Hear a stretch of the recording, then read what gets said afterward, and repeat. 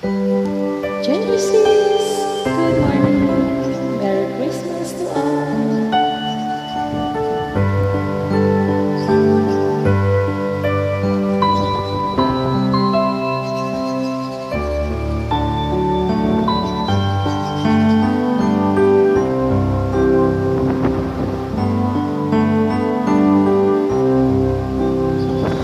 Pasko na sinta ko,